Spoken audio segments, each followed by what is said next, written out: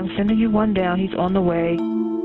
He's like laying on the floor screaming. He's sweating. He said he's got abdominal pain. Well, he can't fake this. When Cavell Wingo arrived at the Cobb County Jail Infirmary in 2019, nearly the entire medical staff believed he needed help. Tiffany Womack, a trained EMT, asked to check his vitals, but the nurse in charge, Annalene Visser, said no. He actually fell backwards onto the floor and crawled to the window and was asking again, begging for help, and they could not breathe. Security camera video captures Cavell collapsing at least 5 times. The 32-year-old father was detained for drug possession. The charge nurse believed it was all an act to be sent to the hospital. You never thought that, hey, maybe I should go over here and see if anything's wrong with him? Oh, no. This is Visser in a deposition this past May, part of a pending lawsuit. Why do you say he wasn't having a medical issue right then? Because I think he was acting out. All along he was acting out, wanting to go to the hospital. And they'll do anything to go. And he would do anything to go. Even if it means picking him off the floor. Kiara is one of Wingo's daughters. She don't know because she never checked. But she don't know because she never did what she was supposed to do. After growing tired of Wingo's screams for help, Nurse Visser asked deputies to put him in an isolation room. He immediately collapsed inside. Did he look like he was okay medically at that time? You know, when they act out, they do act like that. They pretend to be dead.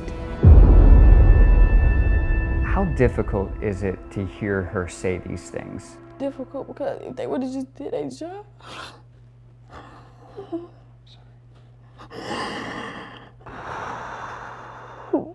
They would have just did their job, we wouldn't be here. According to the medical examiner, Wingo died from a perforated ulcer. That means his abdominal cavity was bathing in stomach acid, painful and deadly. No drugs were found in his system. Is there anything that you would do different about that night? Nothing.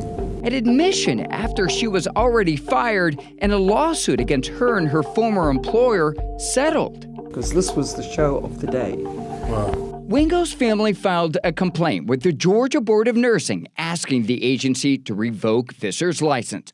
On May 17th, the family's attorney sent this letter to the board, alerting the state it was conducting a future videotaped deposition with Visser and to reserve its ruling until it received a copy. 5 days later, an administrative law judge recommended Visser serve just 1 year probation. The nursing board could have rejected or modified the ruling, but didn't, and it never requested to review the deposition. I have a huge problem with that. Elaine Harris is a former nursing professor at Mercer University with more than 40 years of experience.